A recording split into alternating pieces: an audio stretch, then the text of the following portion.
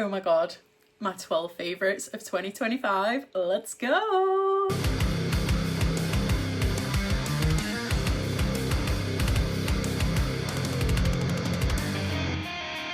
Hey everyone, welcome back to my YouTube channel.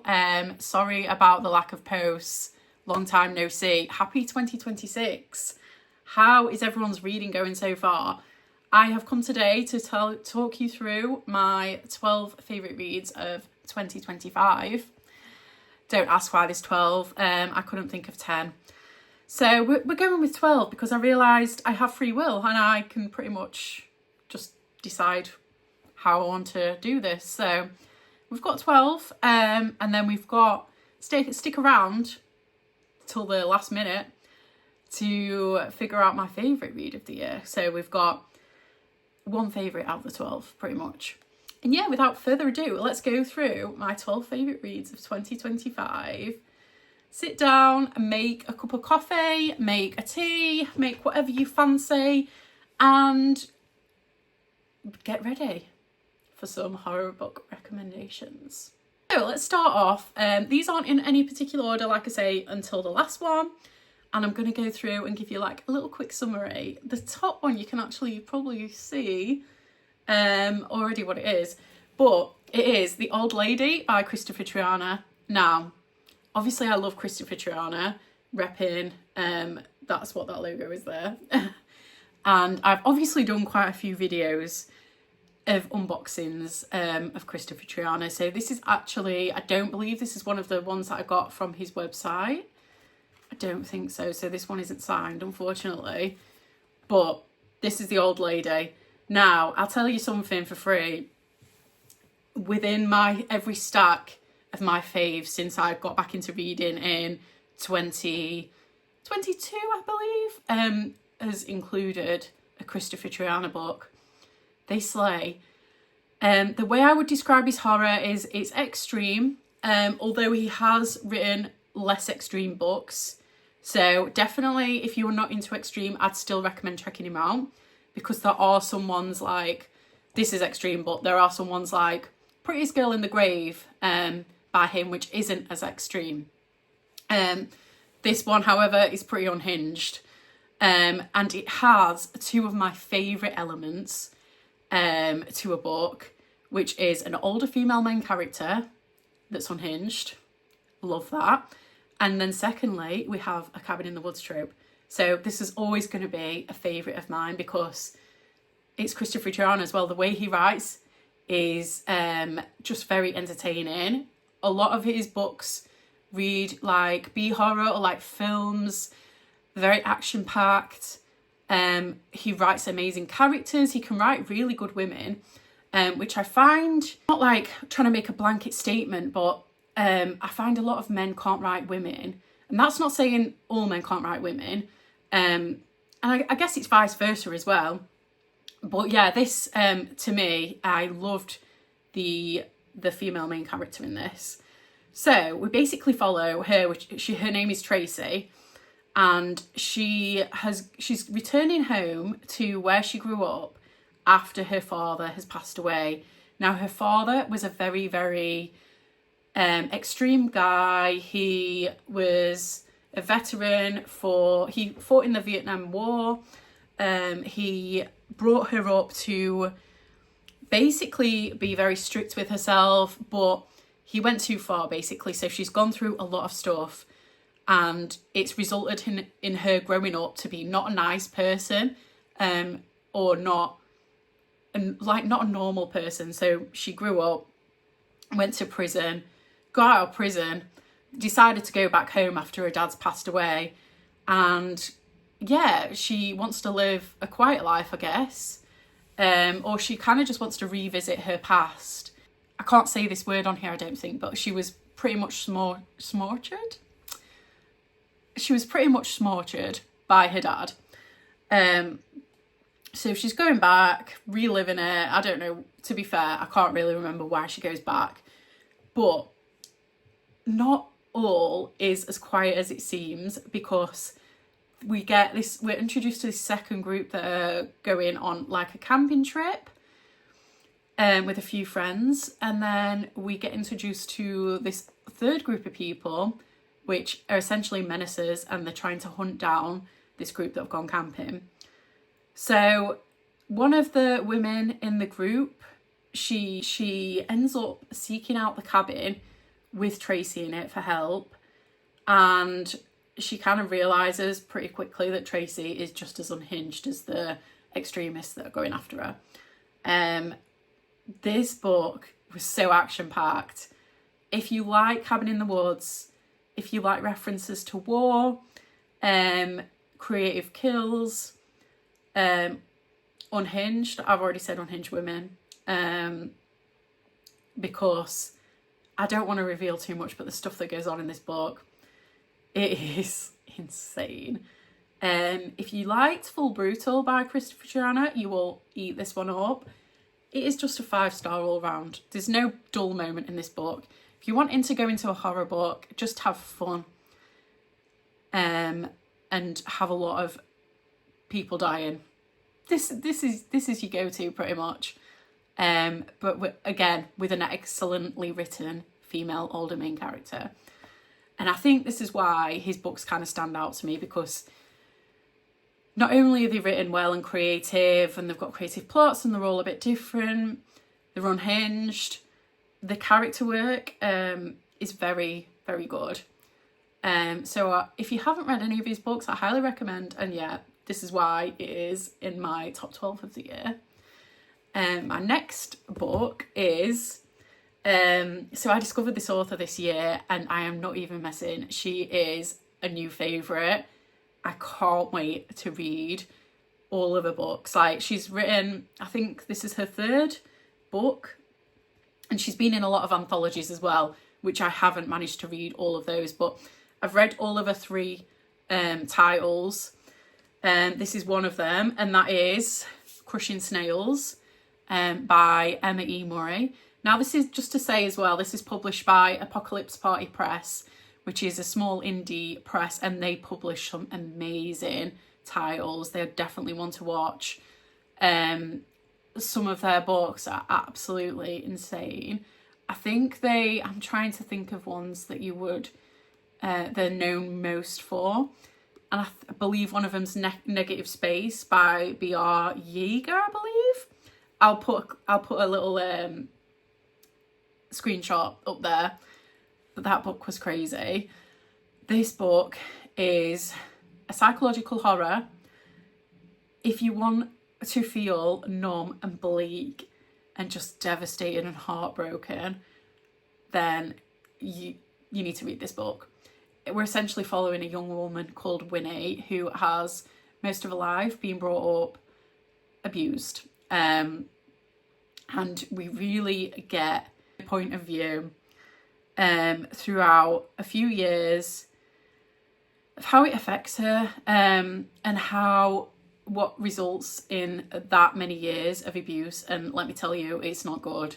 The clue's in the title, let's just say that. There is a lot of, this is a very triggering and traumatic book, and there's a lot of trigger warnings in this. So yeah, if you do want to check it out, just check out the trigger warnings. But if you were into psychological horror, this is psychological horror at its best. I would compare this book to the likes of, if you were into like Bret Easton Ellis, let me think, Dennis Cooper, Joyce Carol Oates, that kind of vibe, definitely check this one out. The other one that I've read by her is called Shoot Me in the Face on a Beautiful Day. That is just as good. That was in my top 30. I think I did a top 30, which if you want me to do one here, I will do. I will go through all my top 30 books of 2025. Just let me know in the comments if you want that. But that again, it follows, it's a different sort of psychological horror, but it's a psychological horror. But this one, honestly, devastated me. I couldn't put it down. She's just a talented author. She just gets into your head, and she gets into these characters' heads, and it's just shocking and absolutely devastating. I would say before you read this, just be in a good place before you read it, because yeah, this could send you over the edge. It has the power to do that. That's how extreme it is, and that's how effective it was. And it, honestly, I think I read it in January, so like a year ago now, and I still think about it all the time. And a book to do that, it really gets under your skin. And yeah, that's how I know a book is effective. Stunning, absolutely stunning. And Emma E. Murray is such a wonderful soul as well. Like, I honestly cannot wait to read her next book. I will just be pretty much reading anything that she writes. So I was very lucky in 2025, and I managed somehow to get an ARC copy of Wretch by LaRocca, which comes out this March. So it's not out yet, but I read this a few months ago. Honestly, had to go in the faves of 2026. It's an absolutely harrowing read. This as well. I went to see LaRocca in October in London, and I managed to get it signed, this copy. So this definitely holds a special place in my heart. LaRocca is one of my all-time favourite authors. Just every single book he writes, I will read, no question, because I know that I'm going to love it. He writes a lot of queer, transgressive horror. This is about a couple. Well, we follow a main character called Simon, who is suffering with the loss of his husband. He's just died. And he has a wife, well, he has an ex-wife and a child from a few years before he got married to his late husband. And yeah, we just follow a man that's in pure trauma. Follow a guy who is suffering very much with his grief. Upon doing so, he seeks help in this group called the Wretches, who deal with their grief by taking photographs. Let's just say that. I really enjoyed that element of this book. I don't really want to reveal too much, but I just think it adds something new to this type of grief horror. And it just reminded me of because I used to study photography at uni, and it just reminds me of certain elements of that, and how, like, spirituality and how that can be captured via photographs. We get to the second part of the book, well, I'd say the last quarter of this book. It all kind of just goes a bit surreal. It amps up a bit and it goes a bit cray, but in the best way. If I would compare it to anything, it kind of reminds me of not the contents and the plot, but the way that it builds up at the end kind of reminds me of the film The Substance, if you've seen that, where it all just kind of goes a bit unhinged at the end. Yeah, I realise I'm being a bit vague with this plot, but I really don't want to reveal too much, because I just think it'd be more effective if you just go into this without knowing a lot. If you're into transgressive queer grief horror, that again is very traumatic. There's a lot of triggers in this book. Definitely check this out when it comes out in March. And thank you so much to SOG Press who sent me this, and the fact that I could get it signed as well. I will always cherish this book, and I can't wait for everyone to read it. If you do know LaRocca, he's famous for a lot of his shorter stories, and he's starting to write a bit more like lengthier novels now. And I can really, like, every single book that he writes, I'm like, yeah, that's my favourite. It's just getting better and better. So, stunning. Speaking of LaRocca, the only author, I believe, yeah, that has 2 spots in my top 12. We Are Always Tender With Our Dead, the Burnt Sparrow series. So he's just whacking out these books in a minute. This obviously has come out. This came out last year. I think it was in September, October. So obviously this has been out a few months now. And this, again, is just a stunning book. This is going to be a series of 3 books, I believe. So the Burnt Sparrow series, it's been compared to Twin Peaks. It's very atmospheric. It's very gothic. Wretch was not like that, so it's different vibes. This follows. We get 2 point of views in this. One point of view, somebody called Rupert, and it's like a coming of age because he's like 16, 17. He's a young guy, and he is living with his father. And then we get another point of view of, what's her name? Gladys. And it's set in a town in New England, and it's very spooky town. We get a group of faceless entities, which in my head, if you have seen that TV show, I'm going to remember it after I've done this video, and it's going to really annoy me. Bly Manor. If you have seen Bly Manor at the end with those weird, creepy creatures, that's what the faceless entities made me picture. Anyway, yeah, so faceless entities, they come to the town, arrive at the town in New England on Christmas Day, and they slaughter a bunch of people. Rupert is there trying to clean up the mess with his dad. And we get a lot of things that spiral off that. I don't really want to reveal too much. I feel like part of the beauty of his books are to just go into them blind and see what you get, because it's going to shock you even more.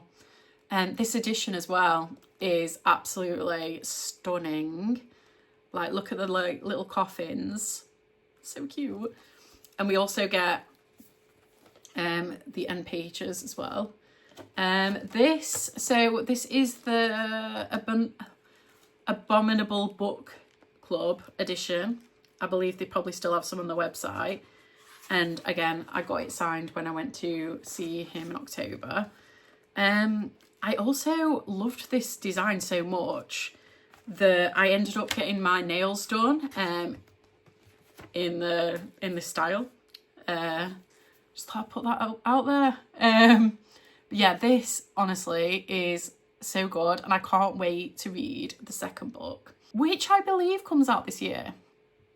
I think it does. I hope it does, because I need more Eric LaRocca in my life right now.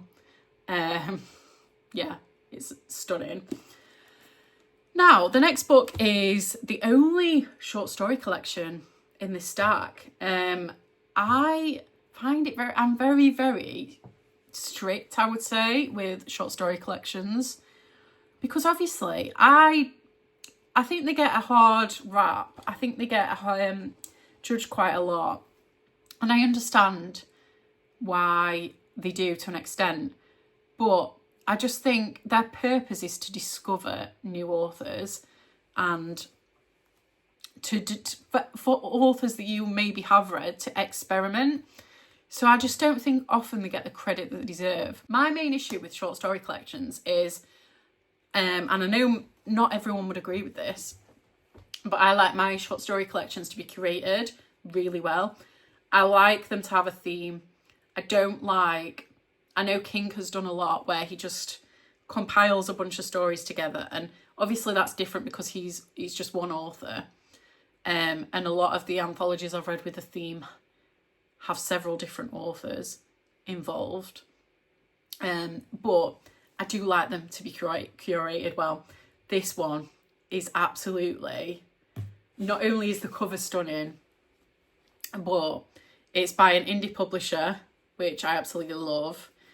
And it has the theme of haunted houses, but not as you know them. Each story, so there's 10 stories in this by 10 different authors, follows a haunted house style, a haunted house story, but with a twist. They're not your bog standard haunted house stories. They try and push boundaries, and they try and really get you to change your perspective on the haunted house. So one of them, for example, is Grady Hendrix. His story was told in the point of view of the house itself, which I found quite interesting. I read all of these stories, and there's probably like literally one story where I wasn't feeling it as much, but every single story in this slaps, like every single story. Well, except that one that I didn't really get on with as much, but I'd still probably rate that a 3-star, to be fair. So yeah, all of these stories, amazing. So my favourite in this was by McLeod Chapman, and it follows a group of people that are cleaning Airbnbs, and I don't know what it's called actually. Which one is it called? Deep Clean. And we get to follow these people that clean Airbnbs and how the Airbnbs themselves are like pretty much haunted. Again, I don't want to reveal too much with this, but I feel like you've got a wide range of authors in this as well. So you've got Grady Hendrix and McLeod Chapman, which are traditionally known for like their weird and quirky and out there horror. And then you've got authors like Ali Wilkes and Matthew Holness, Will McLean, who are known for like more gothic works. So yeah, you've got a little bit of a mixture here. You've got one author here called Claire Fuller, and I don't believe that she's written much horror before, because when I checked her out, I've never read any of her books before, reading her story in this, which I very much enjoyed. And she has written a lot of like, I'd say literary, not really much horror. And she actually has a book coming out this year that's a horror book. So I will be reading that because I loved her story. Will McLean was an author that I've not read from before, but after reading his story, I'm definitely checking out his other books. I think he's done a famous gothic book called The Apparition Phase. I'll put a screen grab, but yeah, anyway, I could talk about this book all day. It's also, just to know, it's published by Dead Ink Press, who are such an amazing press. They have republished the likes of Nathan Ballingrud. They have also published books like Monstrilio, a great publisher here in the UK, so it's definitely worth checking those out as well. Always shouting out the indie publishers when I can. And speaking of McLeod Chapman, which is one of the authors in that collection, one of his novels has become my favourite in the stack as well, and that is Ghost Eaters. I think this came out in like 2021, 2022 even, but I've only just got around to reading it. It's been on my radar for quite a while. As you can see, I bloody loved it. I tabbed it. This honestly is such a unique, good book. I would recommend this to like anyone, to be fair, because it's not too extreme, and it's just like your classic horror book but with a twist. So we follow a group of people, and one of the people from the group ends up dying, and then one of the people from the group tells the main character you can pretty much get high off a drug called Ghost, which allows you to see your loved ones, or basically open up the realm to the spirit world. So yeah, we follow their journey into doing that, trying to contact their loved one that's died. And a whole bunch of stuff happens in this book. This would be perfect for October. I know obviously it's January now, but if you really, really want to save a book for spooky season, this one is it. I mean, look at the cover, and yeah, the contents of the book. I just think McLeod Chapman has a brilliant way of writing. He is quite unique. He's very, I would class him as like a weird, I would class his horror as like weird horror. And every single book that I've read or story that I've read by him it's got his unique stamp within itself, but it's still got his sort of weird tone. Absolutely love it. He's an author that I'd just love to be in his head, to hear about what he's thinking about, because he's got some crazy, unique ideas, and I loved this so much. Definitely recommend, especially if you've read his other books, you're going to love this one. Now, there's an author here that is, I believe, is slept on. No one talks about this author. And again, it's come from a publisher, which is like a small indie publisher. Although I say small, I feel like they are getting a lot bigger and they're doing very well for themselves, in fact. And the publisher's Shortwave Press. And the book is To Carry a Body to Its Resting Place by C.S. Humble. This is the first book that I read by C.S. Humble, and yeah, I discovered him this year. I actually got sent this book along with 2 other books because it comes as a trilogy by Shortwave Press. So thank you so much for sending it me. This, honestly, it's a Western horror and it has werewolves in it. Now, I don't typically like Western horror. So to say that a Western horror is in my top 12 really says something, because it must be written well if it's in my top 12. Like, I'm not really into Westerns that much. I read a Western by Kristopher Triana like a year or so ago. I really enjoyed it, but it didn't make top 12. This has made top 12. Absolutely. Such a good book. So this is actually, as I mentioned, it's a trilogy. Each book is written as a separate story, but they're like all interconnected in a way. So you don't have to read them in order, and you don't have to read them all. You don't have to read them. You can just read one and then not read the other ones and you'll be fine. But it is beneficial to read them all, because you do get like, mild references to like the other books, if that makes sense, and the other characters. Some of the other characters are like referenced in the other books. Anyway, I'm sure you know what that means. I'm just rambling here, but this is a grief horror, but it's got so much heart. I follow a family to begin with, and their father is basically dying. And there's 3 brothers, a mom and a dad. And as the story goes on, we get to know more about this family.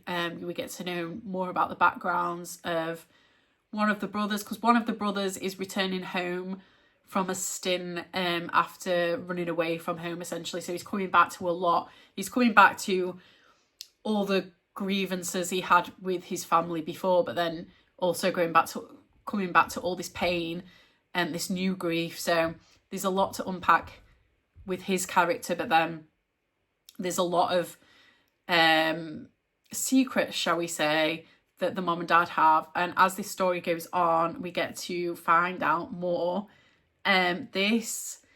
Honestly, there's some quotes in this, absolutely stunning. I'd say it was like a literary horror. There's a lot that you can highlight from this if you appreciate good prose, but also we do have some stunning characters, and the way it portrays grief is amazing. Again, I don't really want to say too much about this book because I just think it'd ruin it, but honestly, if you're going to take one recommendation from me from this stack, just read this, because this author deserves so much more love than he's getting. Because I just simply think, I don't know what it is. I think maybe he's not written some books in a while. I think that's what it is, and he's come and written these books. I think they've actually republished from a couple of years ago. So yeah, I think he just needs to build up his name a little bit more, because I don't understand why not more people are talking about this author. It isn't too, like, because obviously I read a lot of extreme. This isn't like extreme horror. It's just horror with heart, and I highly recommend it to everyone. And to say, like I say, to say that I don't read Westerns, I'm definitely reading this. The other 2 books in the trilogy, I finished those as well, and they're both in my top 30. And he has, so there's 6 books in total. I need to get the other 3 books and read them like this year, and I will do. I'm going to do separate reviews for them, to be fair, because I need to hype up this author more. But any of the books in this series, just pick them up, just read them. Let me know if you do as well, because I'd love to hear your thoughts on it. So next book, very different tone. This is a bit batshit crazy, and that is Grady Hendrix, How to Sell a Haunted House. Now this typically is very loved or hated. When I speak to people about this book, they're either like, that was atrocious, or that was amazing. So I would love to know what category you fall in. Because at the end of the day, this is a bit crazy, and it is a bit batshit. A lot of stuff happens in this that is just like a bit OTT. But in my opinion, that's what Grady Hendrix is best at. So this, to me, is his craziest book. And that's why it's his best, because I feel like that's just what he's known for, and that's what he does well.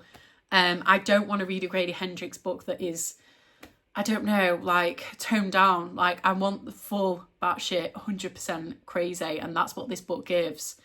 I also went to see Grady Hendrix. He came to Liverpool. I think it was last year. Anyway, this one's a signed version.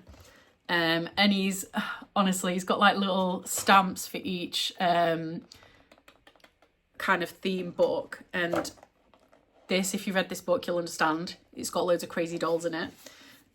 When I spoke to him and said this was my favourite book that is out of all these books, he was like, well, there must be something wrong with you then. And I'm like, yeah, no shit. But yeah, essentially we follow a brother and a sister who reunite after a while because of their parents' death. And they're trying to sort out the parents' house, essentially, like, because it's been left to both of them. And they're trying to like sell it. But then they realise that it's haunted. It's a simple premise, but it's executed extremely well, and it's executed. Oh, there's a scene in this, honestly, I still think about it, with the brother. Again, I'm trying to figure out what the names were. It's Louise is the sister, and Mark is the brother. And yeah, there's a lot of things they have to unravel with their relationship as well, because there's a lot of things that's gone south. There's a scene towards the end of the book with Mark with something happens and it's just ridiculous. Like, honestly, if you've read this book, you're going to know. But yeah, I just think it reads very well, and it's just a fun book. Like, if you're just after a fun, crazy, batshit book, then look no further than reading this, because it's honestly insane. And like I say, yeah, it just is what he does best. And I can't wait. Like, I need him to do another sort of batshit crazy book. He's obviously done, his recent published book was Witchcraft for Wayward Girls. And as much as I liked that, it wasn't, to me, like his best book. It took more of a serious tone, and I'm like, yeah, Grady, like it was serious, but they had elements of crazy in it. I just want the whole thing to be crazy. Like this book, like he needs to do more like that. So yeah, I loved it. And the next book is a book actually that I only read, I think it was like December the 27th I finished this, December the 28th.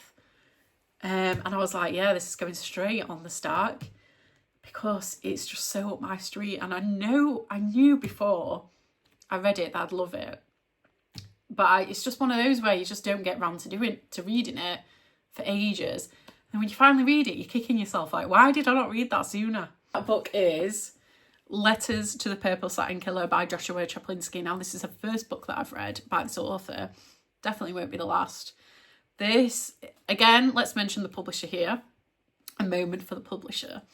Clash Books. Clash Books are another indie author an indie press that I love.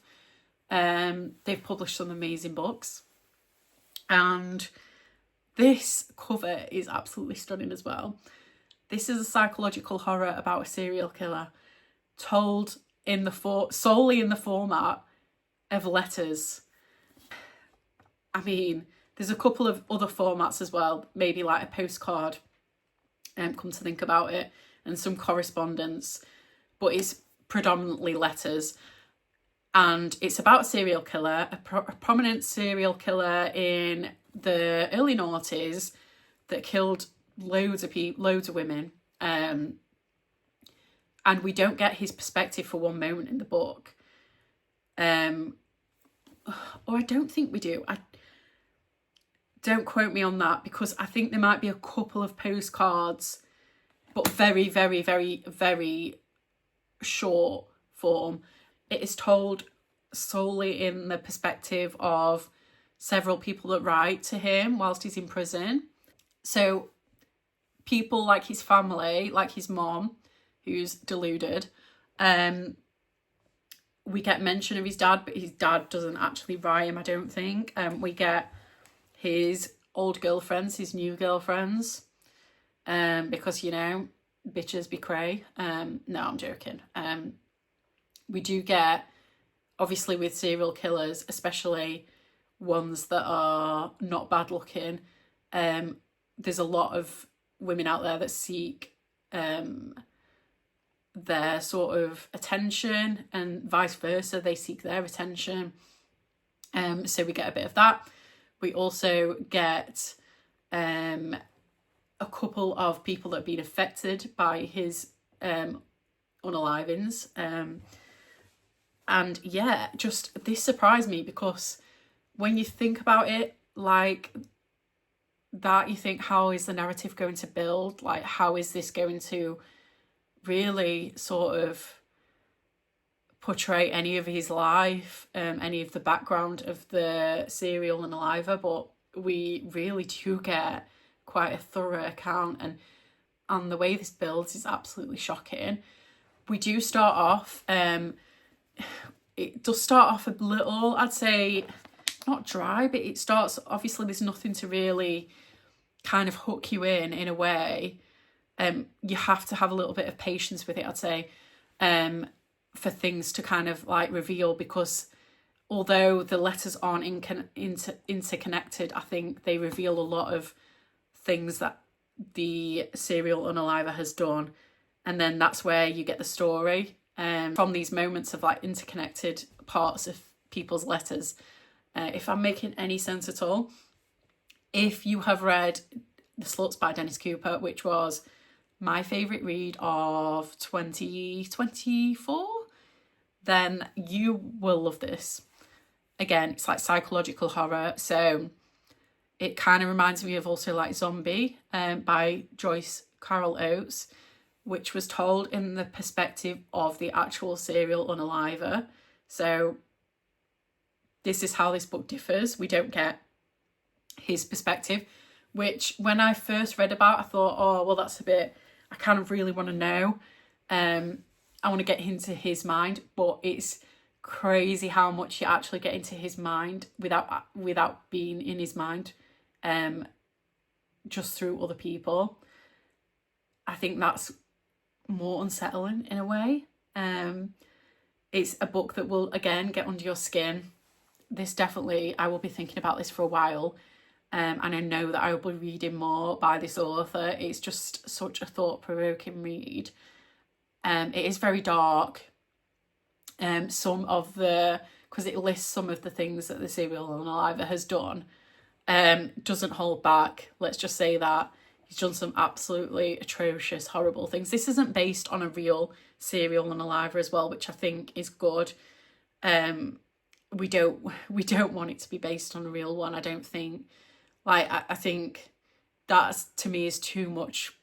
The line's too blurry between true crime and horror. I don't want that line to be blurred. Like, we all know that there are heinous people like this in this world anyway. We don't need it to be based on an actual serial unaliver. But yeah, absolutely, it's terrible. It's terrible in the best way. Fans of psychological horror, definitely check this out. Now, the next book on my list is Model Home by River Solomon. This is a haunted house story, but it's a very different, unique haunted house story.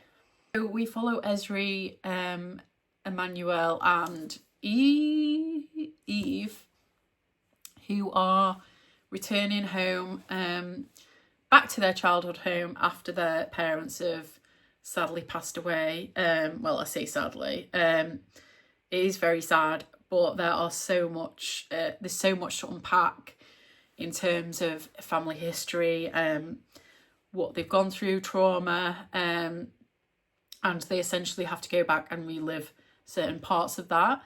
It's very much focuses on like identity, and they grew up in a suburban street with a lot of, well, it's predominantly white people that lived on there, and they're the only black family. So it delves into the struggles with that, and struggles again like with identity. So to put it bluntly, they had to leave and essentially escape, and then they're returning home. It's this idea of returning to your roots, reliving these traumas that they've been through, and having to face those as people. It is written in the most, the prose in this, absolutely stunning. It really does hit some of it really quite hard. I just think if you have any sort of struggle with family or relationships, you'll relate to this book. Maybe not in the best way if you don't want to relive it, but it goes through a lot of sort of issues with family relationships, and it explores them really well. And yeah, it's a very unique take on the haunted house story. And it very much reminded me of like a modern day Haunted of Hill House, I would say. So if you liked that book, then you'll like this book, or any of the issues that I've kind of listed. One of those books that I really want to reread. And yeah, absolutely recommend this book if you're into literary horror. Now, the next book is not actually a horror book, but very horrifying things happen in the book, if that makes sense. It's actually classed as a historical, and that is The Last Witch by C.J. Cooke. Now, this follows the witch trials in Europe, and it focuses on one actual boss bitch, and her name is Helena. I definitely recommend not looking into the name before you start this book, because I feel like it has more of an impact if you read the book and then read the history behind the book afterwards, if that makes sense. But essentially we follow a woman who is accused. So it's set in Europe, it's set in Innsbruck in 1485, and it follows a woman who is accused of killing her footman, and then that kind of leads into her being accused of being a witch. It's when a lot of that took place in the late 1400s. We get this horrible man who just takes things too far, is the most terrible power-driven man who hates women, and we get to see just how much Helena goes through in this, and just how much she has an effect on history. There's some horrifying scenes in this, all the more horrifying because you know they were real. Obviously there's certain elements of this book which are dramatised slightly, but you can only imagine the stuff that these women went through. Absolutely amazing read. If you're looking for a witch book, a powerful witch book with very dark and traumatic scenes in it, definitely read this one. Now, last but not least, this is my favourite book of 2025. Now, if you are familiar with my reviews at all, you might know what this is, because I did a single review of this book because I'm just obsessed with it. And this is The Lamb by Lucy Rose. And now, first of all, can we take a moment for this special edition? I have actually got a standard edition as well, but I had to get this. This is the Goldsboro edition. Honestly, where do I start with this? This is a folk horror, which isn't my typical subgenre of horror. I've not read loads of folk horror. It's about a mother-daughter relationship, and they live in the Cumbrian wilderness and they are cannibals. They take strays into their home, so people that are hiking or people that are like discovering the wilderness and they get lost and they're seeking refuge. They get a lot of people knocking on the door, and yeah, they don't get refuge, they get baked into pies essentially. And Margot, the main character, is a young woman, and we basically get her perspective, and she lives with her mom. Now all this changes when one stray comes to the door one day, and her mom develops a relationship with her, and the whole dynamics change.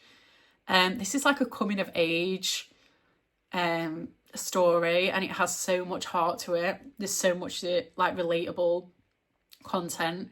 It's definitely one for the weird gals. If you're into weird gal books, definitely check this one out. I have actually done a full review of this, like I say, which goes into more detail. So if you like the sound of any of that, I definitely recommend checking out my review, because that'll be like more of a thorough account. But yeah, Lucy Rose, this is a debut novel. A debut novel. I read it last January, and yeah, it's another one of those books that I can't stop thinking about. I cannot wait to read anything else that Lucy Rose is out there. I believe that she's working on her second novel at the minute, so I'm so excited for that. But yeah, absolutely amazing read. Like if you said to me a folk horror would be like your top horror of 2025, I wouldn't have believed you, because as much as I'm getting more into folk horror, it's not my favourite. Like my favourite is like extreme psychological. So yeah, this is like honestly a stunning read, and yeah, I recommend this to everyone. This is one of those books that you probably already know about. It's one of the most popular books, and usually those kind of books in the space, they're not like my favourite. But yeah, this one definitely is worth the hype for me. It was just amazing. There you have it, my 12 favourite books of the year. Let me know if you've read any of them. I want to chat in the comments about them, because obviously I'm obsessed with them.